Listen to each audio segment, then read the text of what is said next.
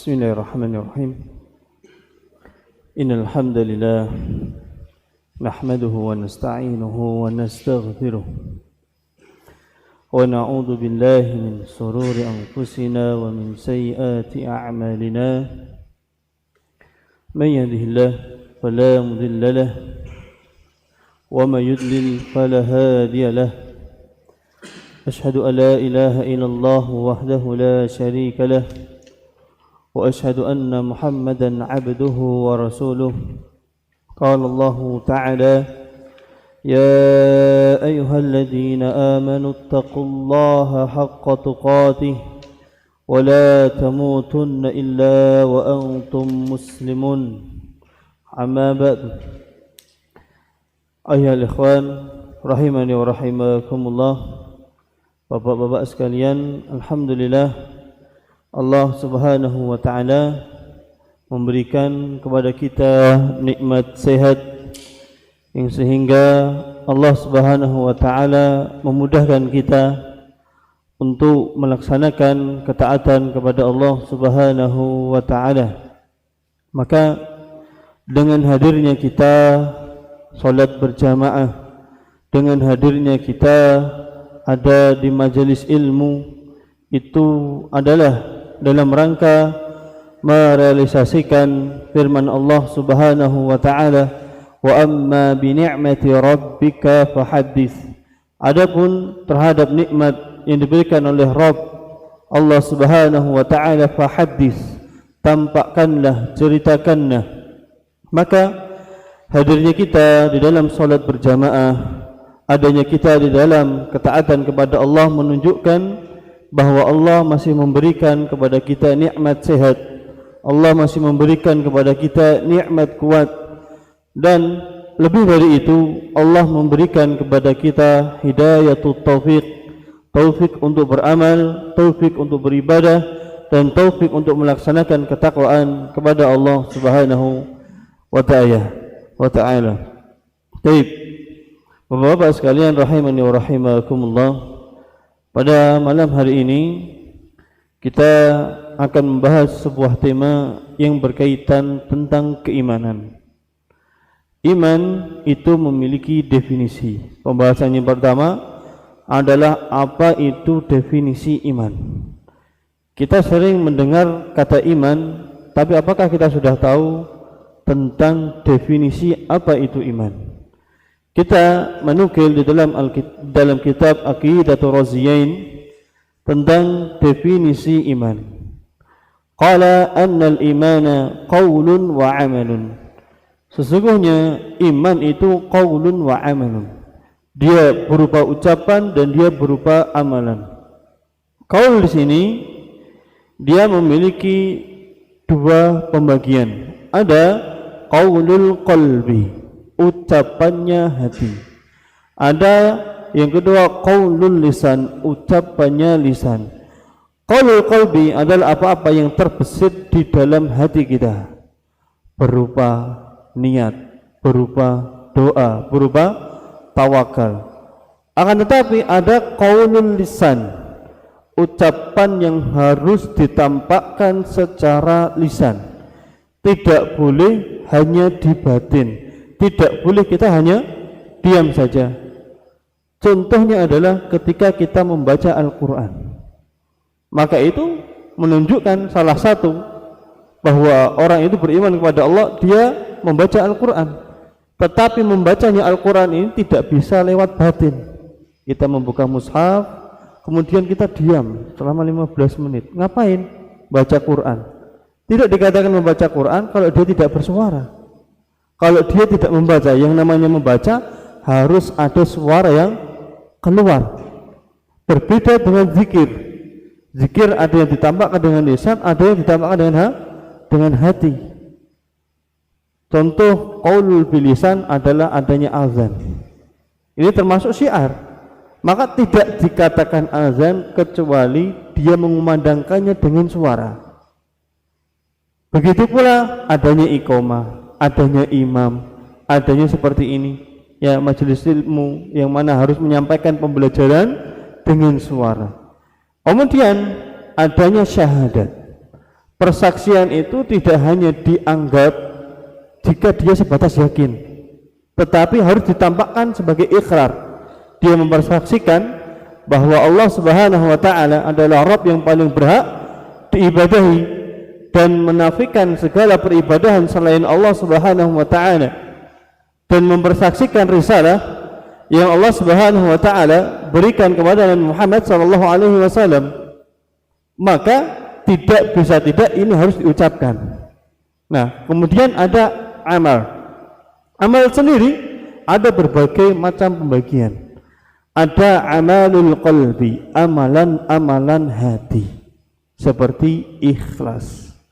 Kira-kira ada yang tahu enggak siapa yang semuanya itu bisa menjamin bahwa kita datang dalam keadaan ikhlas? Tidak ada yang tahu, karena itu amalan hati. Ataupun sebaliknya, apakah kita bisa menjamin teman kita yang hadir itu dia tidak ikhlas? Juga tidak bisa, karena ikhlas merupakan amalan-amalan hati. Seperti adanya rasa syukur, sabar, qanaah, tumakninah, khusyuk di dalam sholat. Meskipun gara-gara dia tumakninah, tapi di hati mungkin mikir nanti bagaimana, besok seperti apa, besok bayar ini dan yang lain sebagainya. Demi khusyuk itu amalan-amalan hati. Kemudian ada amalul jawari, amalan anggota badan. Amalan anggota badan ini harus ditampakkan, seperti adanya sholat. Tidak bisa dikatakan seorang mengerjakan sholat hanya meyakini bahwa hukum sholat itu adalah wajib. Kita sering mendengar ayat wa aqimus sholata wa atuz zakat, maka tegakkanlah sholat dan tunaikanlah zakat. Kita meyakini ayat ini menunjukkan bahwa sholat itu diwajibkan oleh Allah Subhanahu wa taala. Tapi selama kita tidak sholat, maka dikatakan kita belum sholat. Kemudian amal jawari adanya berpuasa. Harus betul-betul wujud bahwa kita itu menahan lapar, kita menahan haus dan hal-hal yang bisa membatalkan puasa kita. Kemudian ada amalan yang berkaitan tentang harta. Kita tidak dikatakan infak kalau kita tidak mengeluarkan harta. Begitu pula kurban. Tidak dikatakan orang berkurban kalau dia tidak memiliki kambing, sapi atau kerbau digunakan berkurban. Ada yang menggabungkan semuanya. Ada amalan harta, amalan anggota badan, dan amalan hati. Apa itu? Haji, umroh. Kita secara fisik insya Allah kuat, secara hati insya Allah ikhlas. Tapi kalau belum punya dana untuk haji, tidak bisa menunaikan haji. Tidak punya dana untuk umroh, maka belum bisa menunaikan umroh. Maka ya Allah rahimani wa rahimakumullah, ya, amalan yang ada di dalam hati ini yang bisa mengetahui adalah masing-masing kita. Berapa kadar keikhlasan seseorang, berapa banyak kadar kesyukuran, tawakalnya, qanaahnya, ridhonya, menerima takdir yang Allah tetapkan. Adapun yang bisa kita lakukan adalah menghukumi perilaku zahir. Kita melihat teman kita sholat, ya sudah, insya Allah orang baik karena masih sholat. Atau membaca Al-Quran, kita hukumi dia orang yang baik karena beribadah dengan membaca Al-Quran. Adapun apakah dia membaca Al-Quran itu ikhlas atau tidak, itu urusan dia dengan Allah Subhanahu wa taala. Apakah ibadahnya itu pencitraan ataukah tidak, itu urusan masing-masing kepada Allah Subhanahu wa ta'ala. Nah, ini adalah pembahasan tentang keimanan. Iman itu adalah ada berupa qaul, ada ucapan. Ada ucapan hati, ada ucapan dengan lisan. Dan berikutnya ada yang dia harus diucapkan secara lisan tetapi tidak akan sah, ya, dia tidak jatuh hukumnya kalau hanya sebatas di batin. Sebatas di batin. Contohnya apa, Pak? Melafadzkan talak. Melafadzkan talak mungkin bagi yang sudah menikah. Ya. Jangan sampai nanti tiba-tiba marah sama istri, kamu sudah bukan istri, kapan? Kamu sudah aku talak, kapan? Di batin. Enggak bisa. Lafaz talak tuh harus dikeluarkan. Kalau di batin kira-kira siapa yang tahu? Tidak ada yang tahu. Begitu pula sebaliknya, istri minta khulu, istri minta cerai, cuma batin aja, ya suaminya juga nggak tahu. Maka ada hukum-hukum yang dia tidak akan sah kecuali diucapkan, tidak hanya sebatas keyakinan. Seperti syahadat, dia harus diucapkan sebagai saksi bahwa kita mempersaksikan Allah adalah Rabb yang satu-satunya paling berhak diibadahi, dan menafikan segala peribadahan selain Allah Subhanahu wa ta'ala. Adapun ya ini sekedar penyebutan di awal. Pembahasan sesuai tema adalah iman itu yazidu wa yanqus. Iman bisa bertambah dan iman juga bisa berkurang. Sebelum kita membahas lebih jauh tentang bertambah dan berkurangnya keimanan, Bapak-bapak sekalian, kita setelah mendapatkan nikmat sehat, nikmat kuat, bahkan mungkin kita mendapatkan nikmat rezeki yang luas dari Allah Subhanahu wa ta'ala, ada nikmat yang paling besar yang harus kita syukuri, yaitu nikmat Allah memberikan iman kepada kita. Allah memberikan hidayah kepada kita, yang mana hidayah ini tidak Allah Subhanahu wa ta'ala berikan kepada semua orang, dan Allah Subhanahu wa ta'ala memilih kepada siapa yang Allah kehendaki. Bagaimana contohnya? Nabi Muhammad sallallahu alaihi wasallam kalau berbicara bagaimana metode dakwah, beliaulah penghulunya, beliaulah yang paling banyak menguasai tentang bagaimana cara berdakwah, tentang bagaimana cara menasihati, bersabar dalam menasihati, atau mungkin keistiqomahan dalam dakwah. Beliau berada di puncaknya. Akan tetapi jamaah rahimani rahimakumullah, dengan hal demikian Allah tidak menghendaki pamannya Abu Thalib mendapatkan hidayah Islam. Bahkan sampai di akhir penghujung Abu Thalib masih disuruh oleh ponakannya yaitu Nabi Muhammad, ya ammi qul la ilaha illallah, wahai pamanku, ngomong la ilaha illallah. Dengan kalimat ini aku akan berhujah di sisi Allah Subhanahu wa ta'ala. Akan tetapi Allah tidak menghendaki keislaman daripada Abu Thalib. Maka di sini ada ibrah yang patut kita renungi dan kita syukuri. Ada orang yang dia hidupnya bersama Nabi, tinggal sering bersama Nabi, bahkan membela dakwahnya Nabi, hidup sezaman dengan Nabi, tetapi Allah tidak kehendaki hidayah masuk ke dalam hatinya. Adapun kita tidak ada hubungan kerabat, hidup pun jauh dari zaman kenabian, dan kita tidak hidup di tempat Allah menurunkan wahyu. Kita terpaut 14 abad dari Nabi Muhammad SAW. Akan tetapi Allah menghendaki hidayah itu ada pada kita. Itu adalah nikmat yang paling besar. Bahkan Allah Subhanahu wa ta'ala berkaitan peristiwa bahwa Nabi SAW tidak masuk ke dalam Islam dan Allah tidak menghendakinya, Allah menurunkan ayat yang berkaitan tentang peristiwa ini. Allah Subhanahu wa ta'ala berfirman, innaka la tahdi man ahbabta, innaka wahai engkau Muhammad la tahdi man ahbabta, tidak akan bisa memberikan hidayah kepada orang yang paling engkau cintai. Maka bapak-bapak sekalian, hidayah itu bukan di tangan kita. Kita sudah berusaha, kita sudah menasihati, kita sudah mengingatkan, tapi kalau toh Allah Subhanahu wa ta'ala belum berkehendak memberikan hidayah, kita bisa berbuat apa? Banyak contoh yang akan kita berikan. Contoh yang pertama tadi, antara Nabi Muhammad dengan sang paman.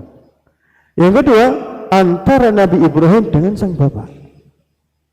Anaknya mentauhidkan Allah Subhanahu wa ta'ala dan mendakwahkan tauhid, bapaknya menyembah kepada berhala.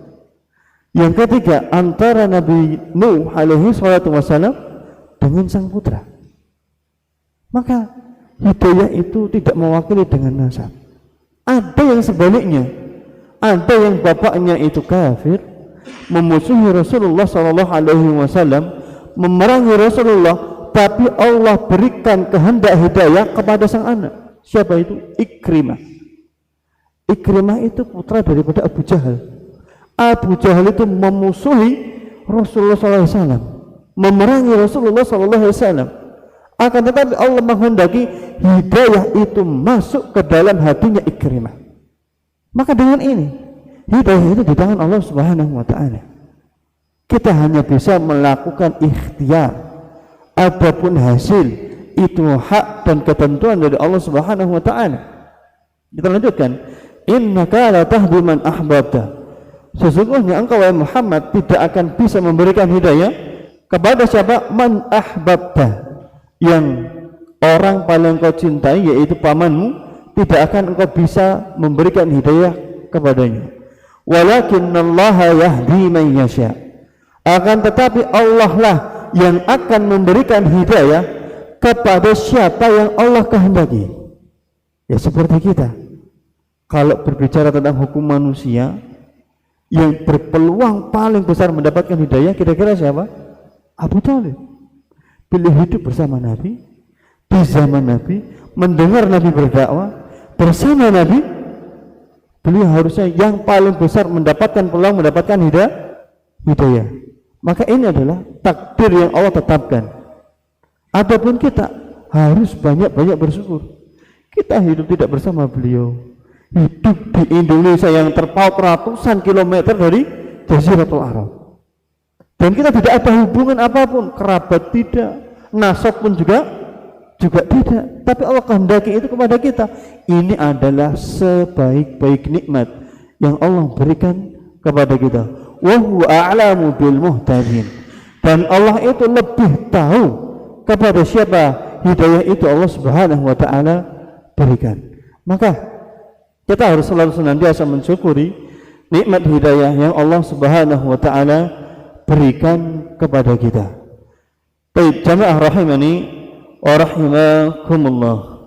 Allah Subhanahu wa taala berfirman dalam Al-Qur'an di surah An-Nisa, "Ya ayyuhalladzina amanu aminu billahi wa rasulihi wal kitabil ladzi nazzala ala rasulihi wal kitabil ladzi anzala min qabl." Wahai orang-orang yang beriman, aminu billah. Kalau hanya sekedar membaca mungkin terjemahan, kita akan sedikit dibuat bingung akan terjemahan ayat ini.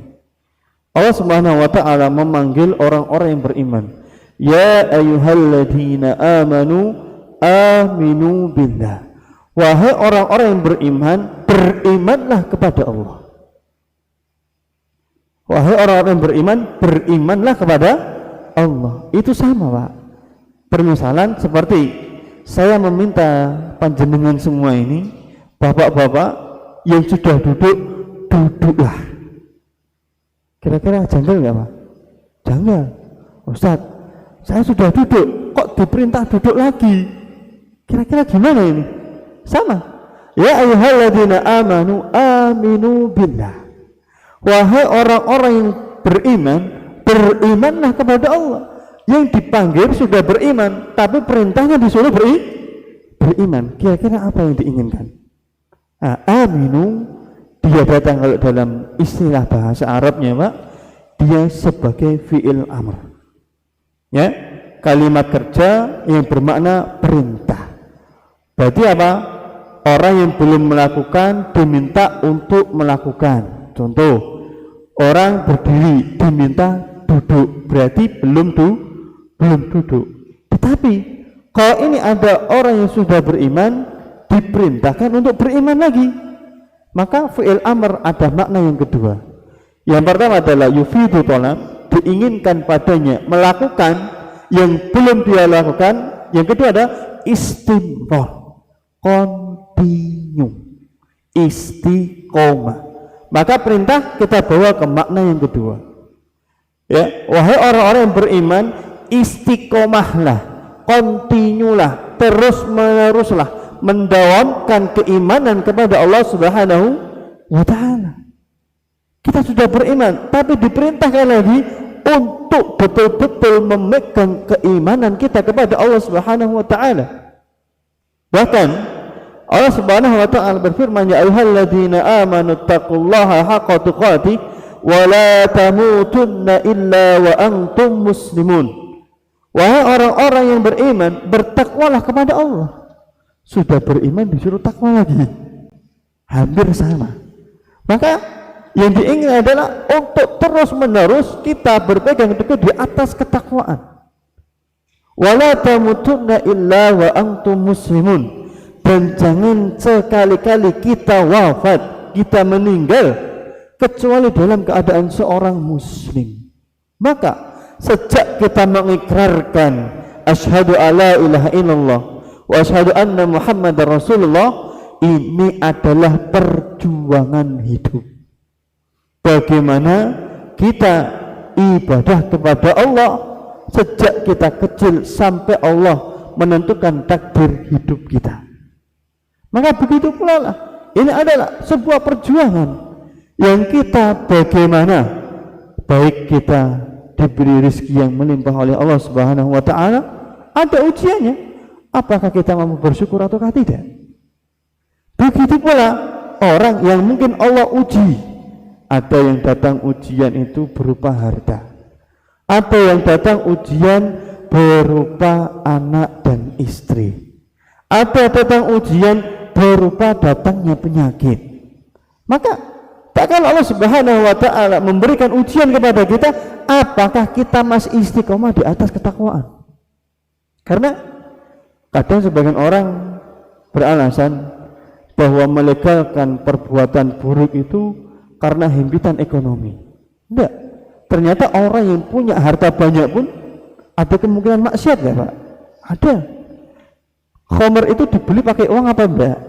Pakai uang. Zina pakai uang atau tidak? Pakai uang. Maka yang jadi masalah adalah faktor keimanan.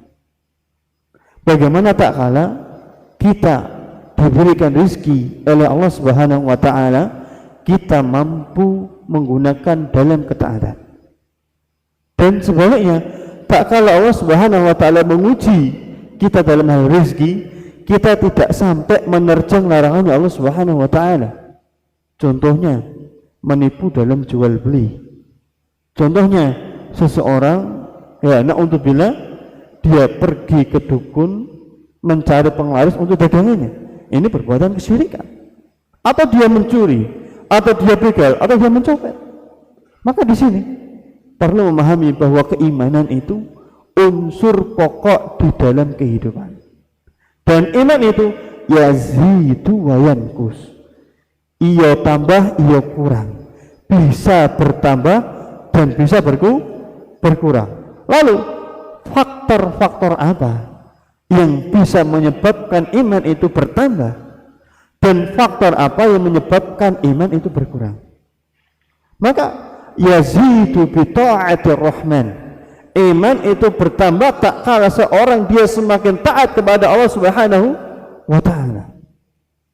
Jangankan membaca Quran, Pak, jangankan membaca. Kita mendengar Quran itu aja sudah adem. Kira-kira orang sakit, Pak, orang sakit ya, lagi sakit gigi misal, kira-kira lebih tenang dengar Al-Quran atau musik dangdut, Pak? Al-Quran. Orang sedang diopnam, kira-kira hatinya lebih tenang mana, Pak? Dengar Al-Quran atau musik metal? Al-Quran. Maka Quran ini belum dibaca saja, kita mendengar saja, menenangkan hati. Apalagi kalau kita membacanya. Maka bapak-bapak sekalian rahimani wa rahimakumullah. Lalu sebab-sebab apa yang bisa menjadikan iman itu bertambah, menjadikan iman itu kontinu, langgeng?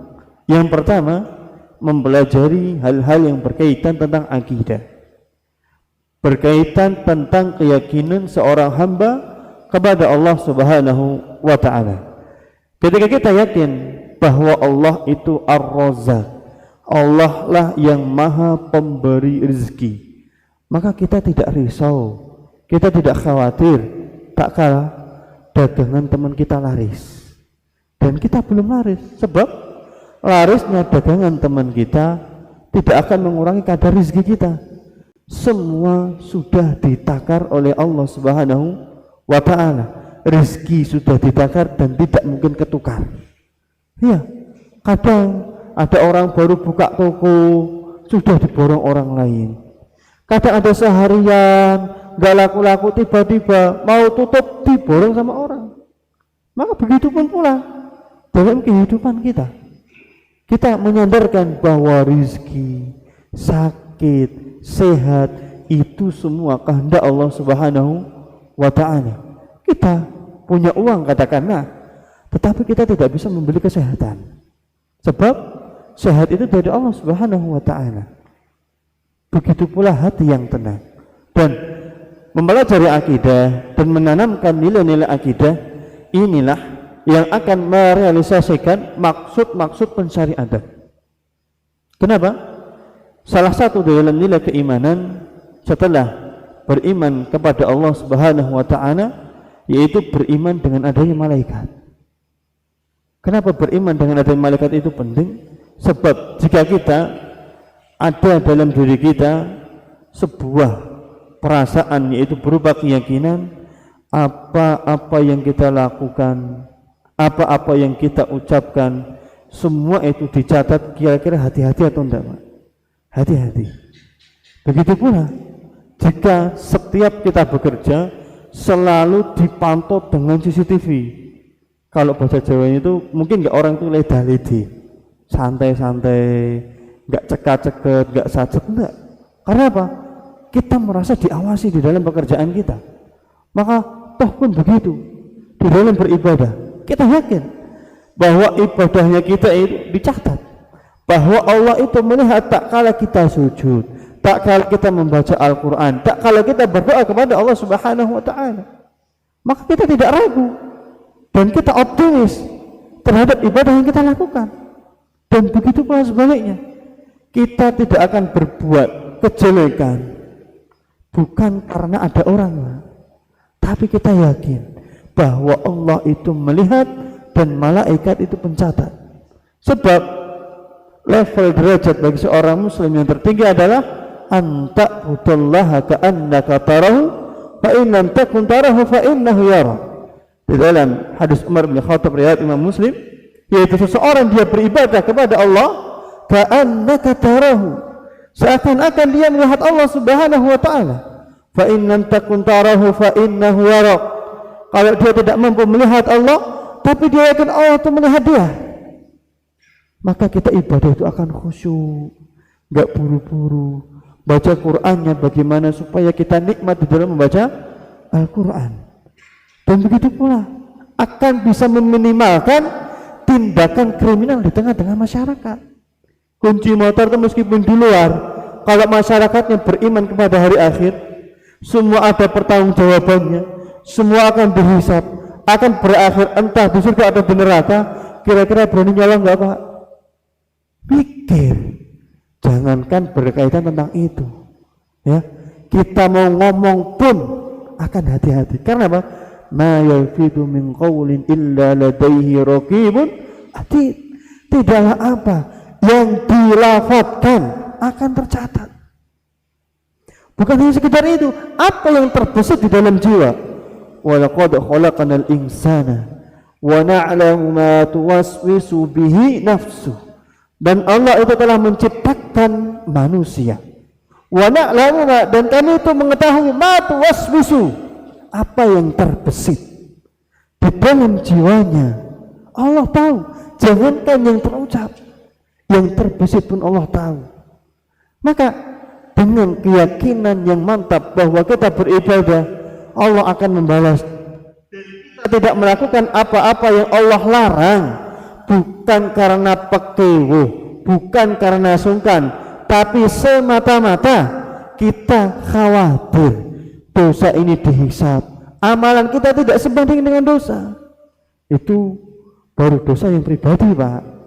Dosa itu ada yang jariah, sebagaimana amalan ada amalan individu, ada amalan jariah. Contoh amalan jariah itu apa? kita andil dalam pembangunan masjid, pembangunan jalan raya, fasilitas umum, meskipun kita sudah wafat, tetapi selama tempat itu digunakan untuk sholat, kita mendapatkan pahalanya. Selama jalan itu dilewati sama orang, kita mendapatkan pahalanya. Toh begitu pula sebaliknya dengan dosa. Misal kita dulu ngajari temen caranya bobol ATM, caranya bandrek kunci, dan yang lainnya. Ternyata teman ini masih melakukan, meskipun kita harus tobat. Hati-hati. Bahkan dia mengajarkan ke temannya, jadi dosa jariah. Maka ini kita khawatirkan. Apa-apa yang kita lakukan berupa pelanggaran syariat itu, ya kita bertanggung jawab atas dosa kita sendiri. Dosa individu saja berat, Pak. Apalagi dosa yang sifatnya itu jariah, akan membebani kita. Maka kita berlindung kepada Allah dari dosa-dosa yang jariah. Itu yang pertama. Bagaimana meningkatkan keimanan, kita mempelajari akidah. Bagaimana keyakinan kita kepada Allah, keyakinan seorang muslim kepada para malaikat, kitab-kitab Allah, kepada hari akhir, dan kepada ketentuan Allah berupa takdirnya, dan berupa apa-apa yang Allah tetapkan tentang prahara, kejadian yang akan dialami masing-masing orang setelah dia diwafatkan. Maka ilmu, bapak-bapak sekalian, itu ada dalam 3 tingkatan. Ada ilmu yakin, keyakinan yang dibangun di atas ilmu berupa dalil-dalil Al-Quran dan dalil-dalil dari hadis-hadis Nabi Sallallahu Alaihi Wasallam. Kemudian ada ainul yakin, keyakinannya itu timbul, keyakinannya itu nampak tak kala dia melihat. Misal tak kala sudah di sakaratul maut, orang itu akan sadar bahwa hidup ini akan selesai. Orang akan sadar bahwa akan ada pertanggungjawaban amalan. Kita akan terbelalak bahwa semua itu akan dibalas oleh Allah Subhanahu wa taala. Dan yang ketiga, hakul yakin.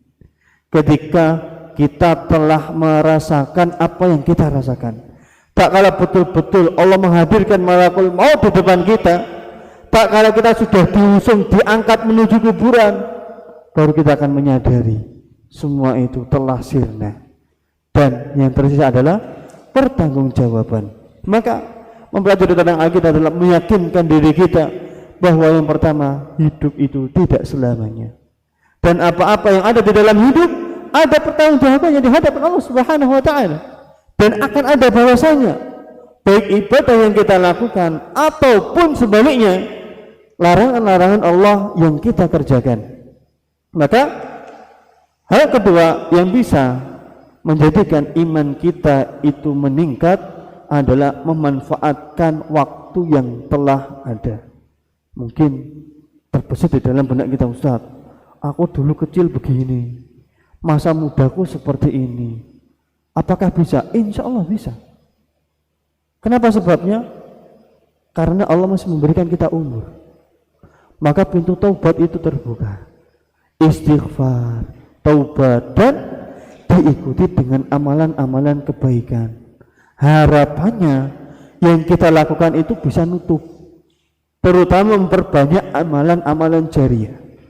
Pembangunan sekolah, pembangunan masjid, infak, sedekah, penggalian sumur. Selama sumur itu masih digunakan, maka pahala masih mengalir.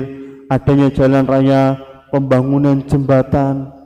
Karena kita khawatir amalan pribadi kita, sholat kita, puasa kita, baca Quran kita nggak nutup, Pak.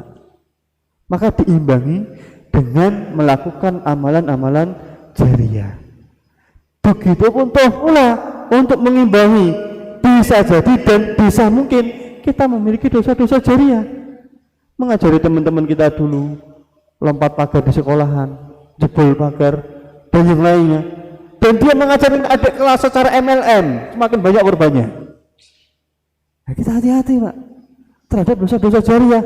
Maka imbangi dan kejar dengan amalan-amalan jariah. Kita sering mendengar Ya, 3 amalan, ya idza mata ibnu Adam, ya in qata akan terputus illa min salas, kecuali 3 perkara. Apa itu? Yang pertama adalah ilmu yang bermanfaat, sedekah jariyah, dan anak-anak yang soleh. Yang masih punya anak, doakan anaknya.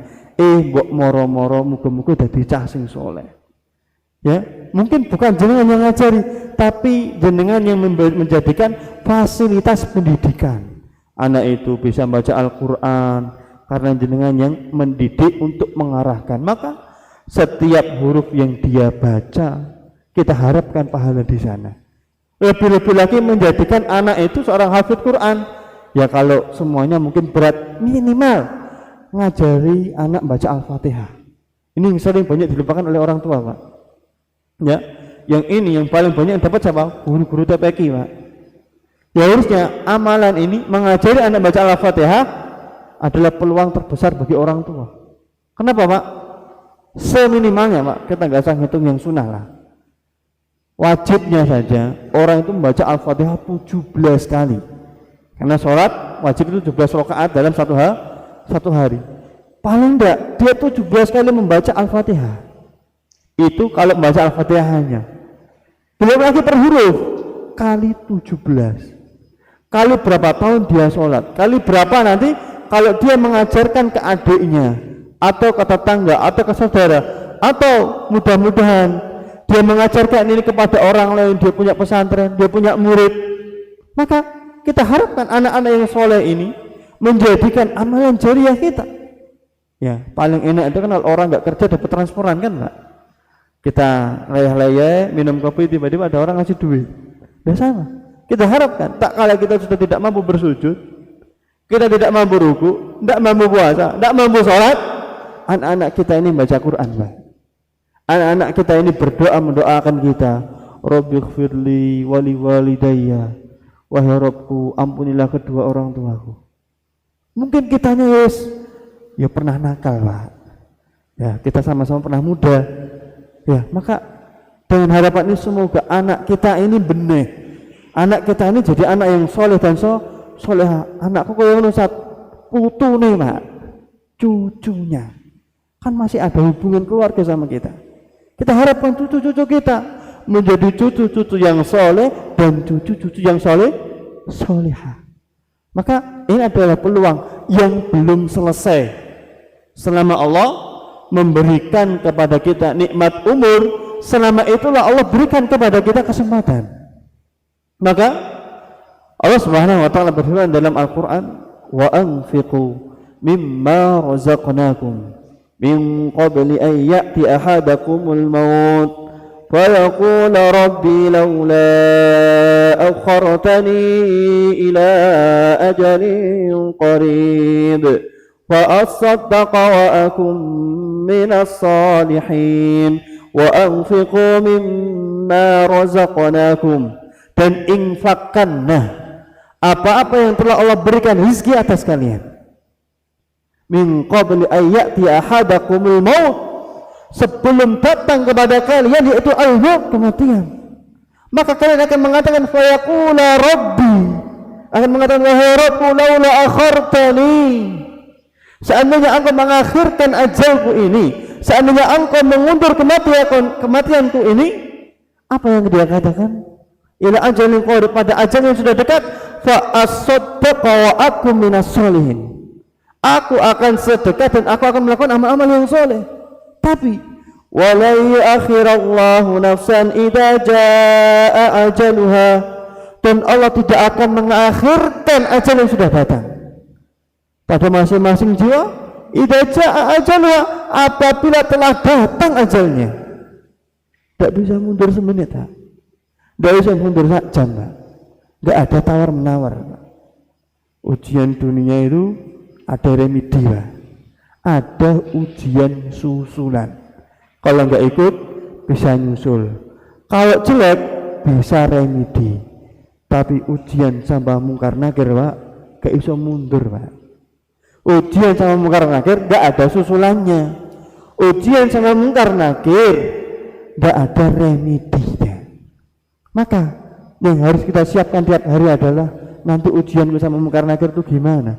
lulus atau enggak, hasilnya seperti apa. Maka siapkan dari sekarang. Allah masih memberikan kita umur, itulah kesempatan yang kita gunakan sebelum kita terperangah. Ternyata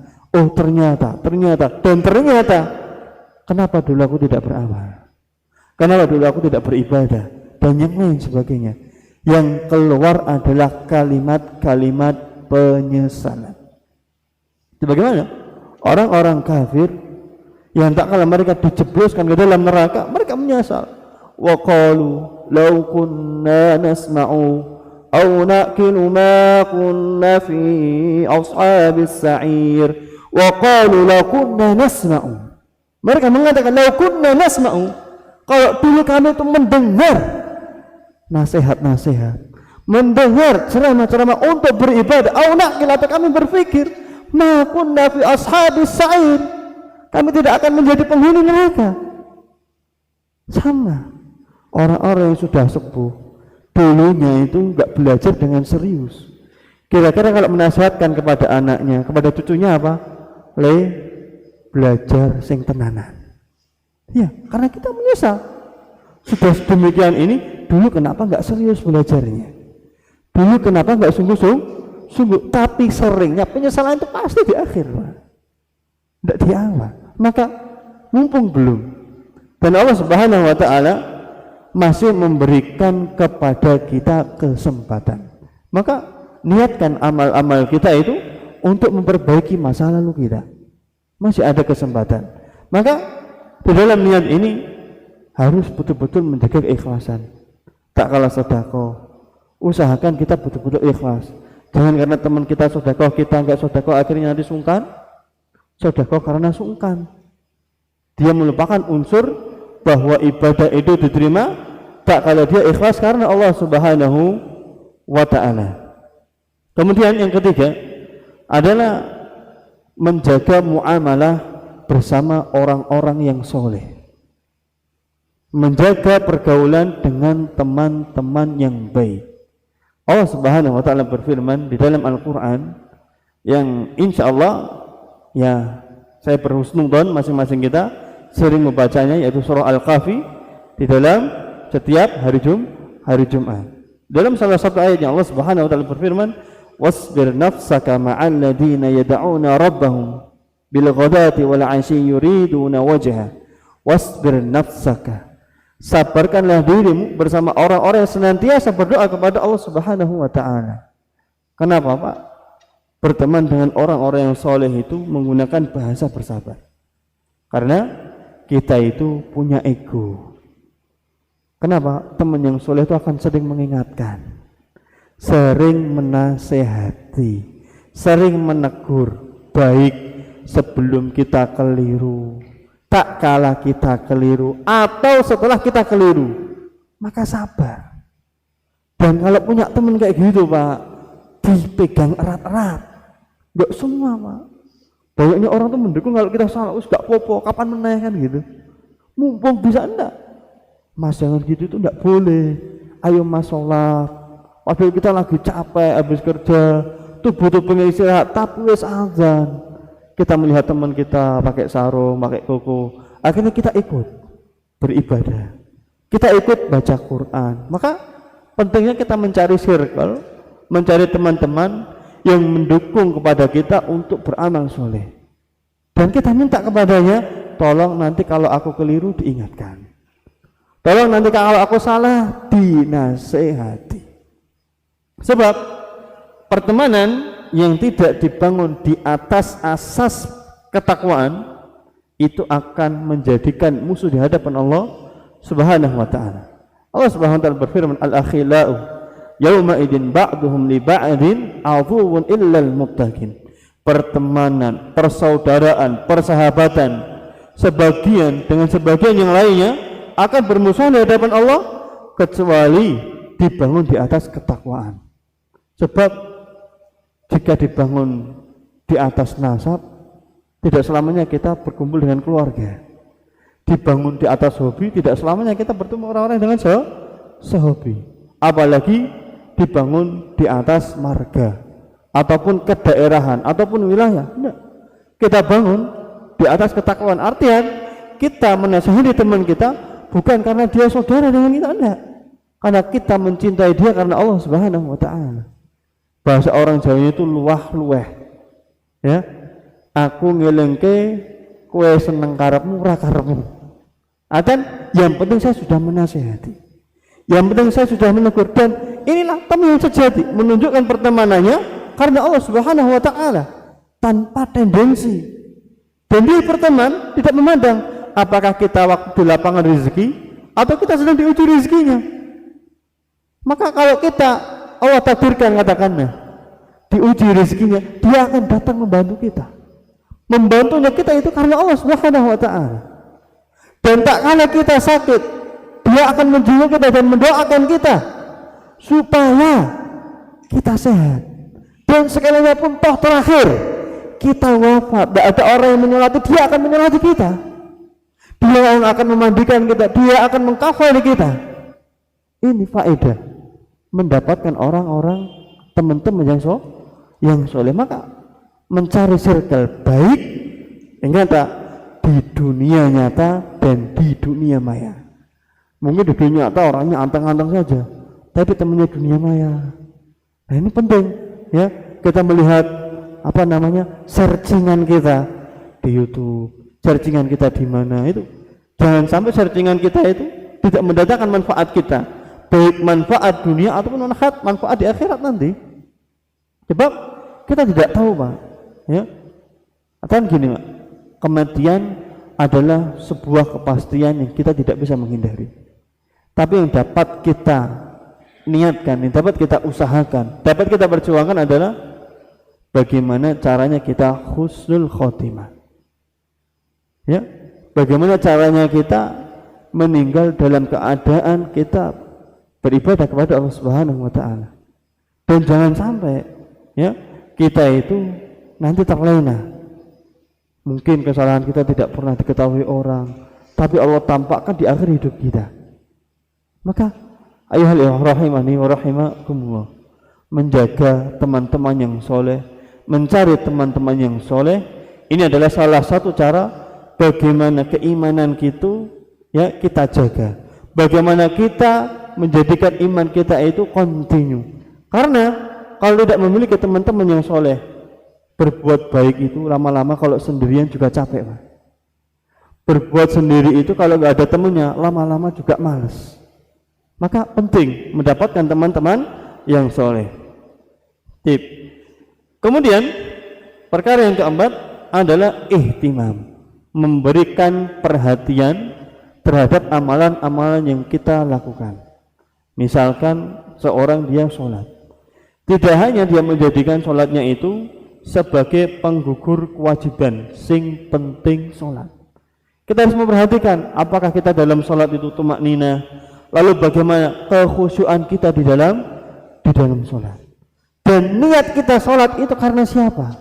Mungkin niatnya dalam sholat bisa jadi karena sungkan sama temannya, atau nggak enak sama istrinya, atau nggak enak karena sama anaknya. Enggak. Kita bangun bahwa kita sholat itu murni karena Allah, murni karena kita beribadah, murni karena saya ingin memperbanyak amalan soleh kita, murni saya ingin mengimbangi dosa-dosa yang pernah kita lakukan. Nah ini yang harus kita bangun. Ya sama, orang yang hadir pada malam ini tidak semuanya pada satu niat.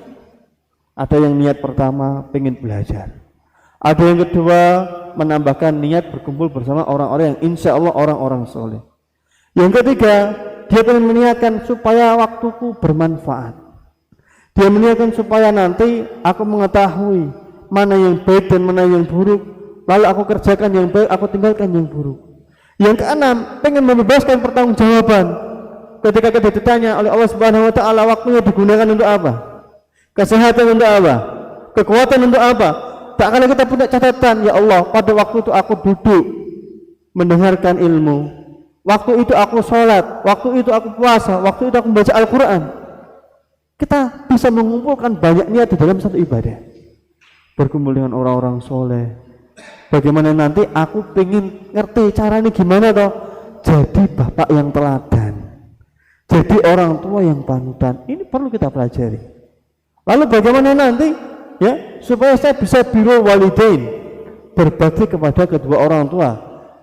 baik orang tua itu masih hidup atau Allah takdirkan mereka berdua sudah wafat, maka kita mendoakan mereka. Dan ini tidak bisa tidak kalau kita tidak belajar.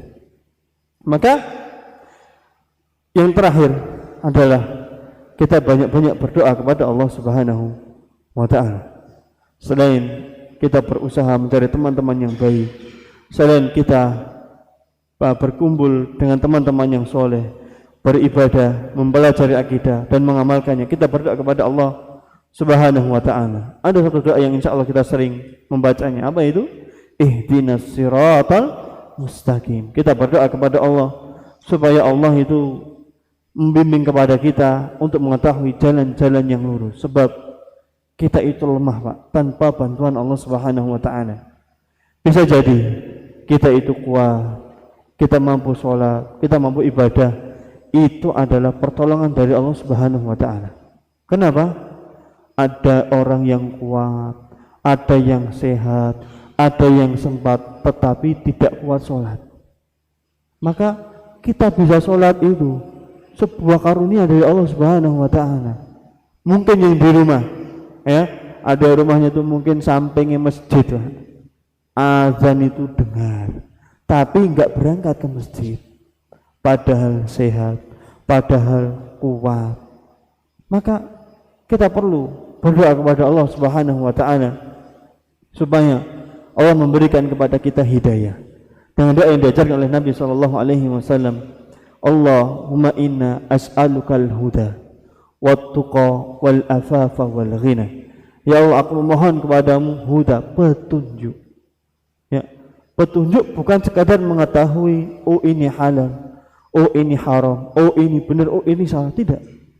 Di dalam doa yang lain Nabi sallallahu alaihi wasallam mengajarkan doa kepada kita yang kita kalau dulu mungkin pernah TPA atau TPQ, insya Allah pernah menghafal doa ini. Apa itu?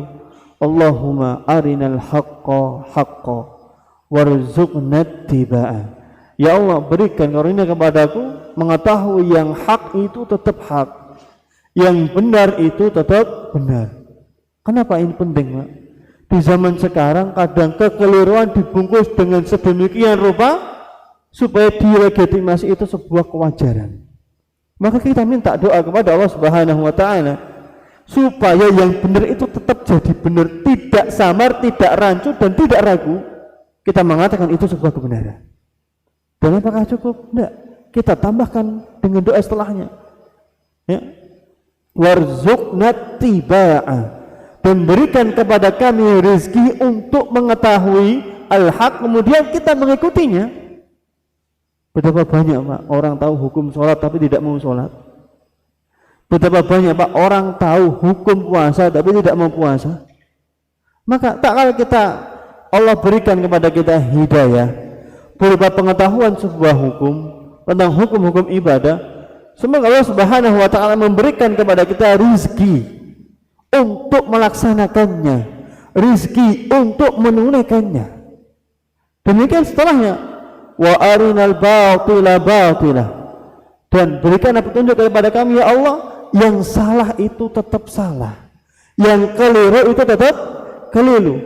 Warzuqna istinaba, dan berikan kepada kami rizki untuk menjauhinya, untuk meninggalkannya. Kadang orang sudah tahu ini salah tapi eman-eman mau meninggalkan, masih sayang, masih berat, masih ini, masih dan yang lain sebagainya.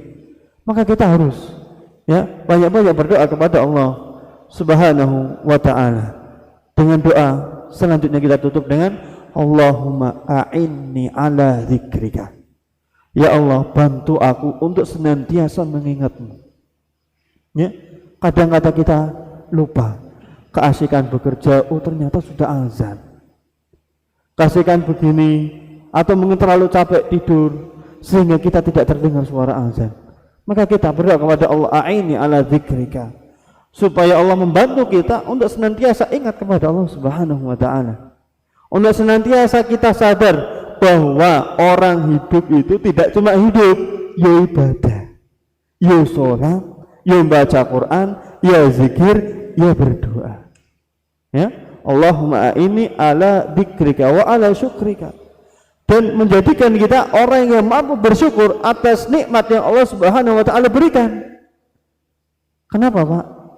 Kita harus bersyukur tak kala kita mampu bersyukur.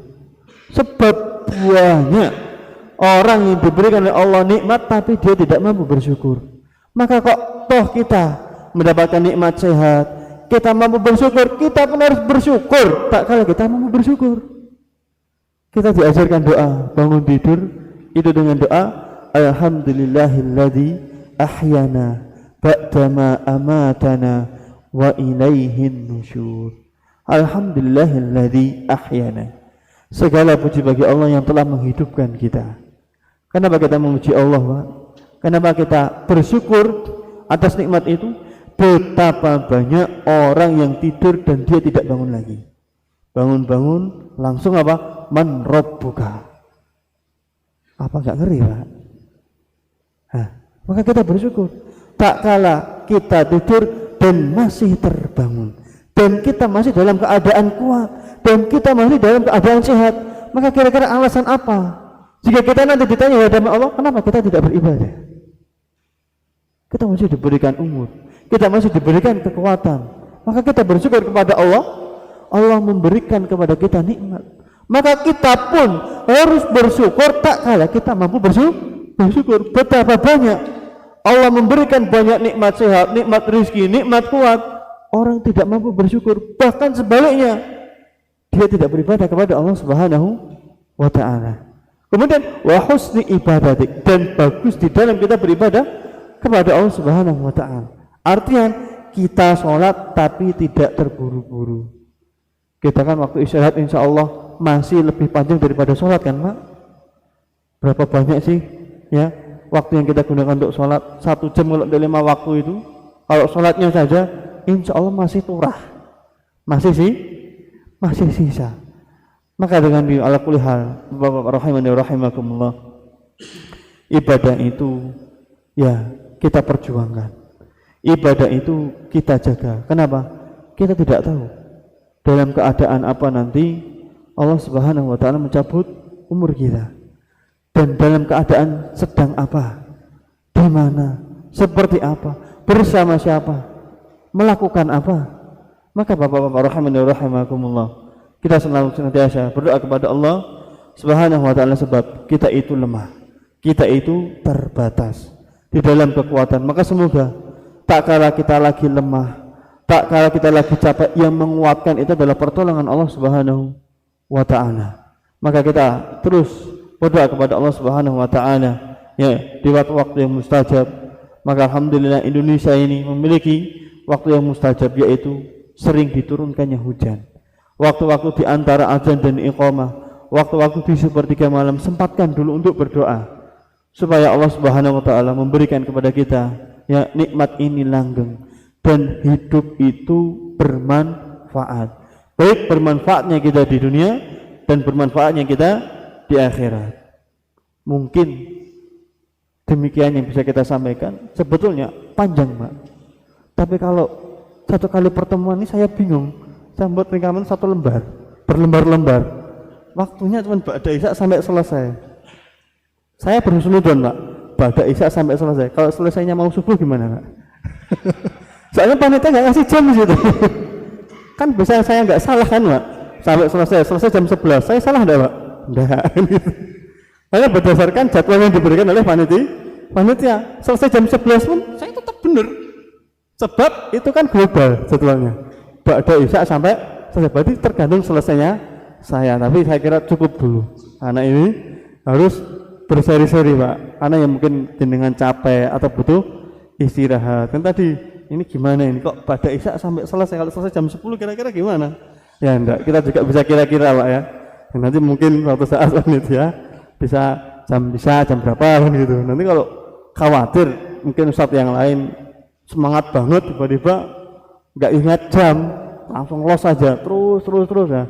Mungkin yang hadir sudah capek, sudah ngantuk. Mungkin demikian yang saya sampaikan. Baru selesai bagaimana iman itu bertambah. Sebab turunnya iman, Pak, mungkin insya Allah jika Allah memberikan kita umur lagi, ya kita bisa bertemu lagi. Saya terakhir ke sini mungkin bulan Maret Ya, waktu Sya'ban apa kapan itu? Saya ingat saya Sya'ban, ya. Dan sekarang sudah bulan Shofar, Pak. Ya, sudah lama, ya kan? Sudah Muharram, Shofar. Bentar lagi Sya'ban lagi. Ya, sudah berbulan-bulan, tapi alhamdulillah ya kita bertemu dalam keadaan sehat. Karena Pak, ya kehidupan itu sangat cepat. Ada saudara kita yang sudah meninggal, ada orang tua, tetangga, bahkan mungkin anak atau mungkin pasangan kita. Maka umur kita yang masih ada ini, yuk dimanfaatkan.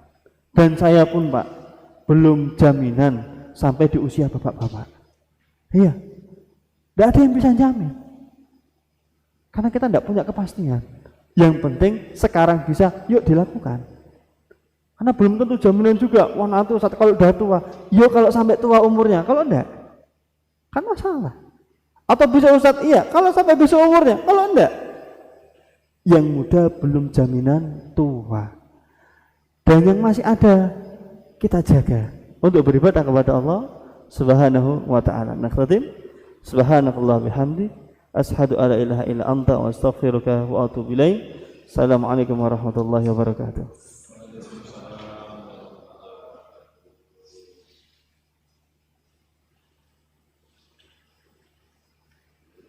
Sudah ditutup doanya sekalian.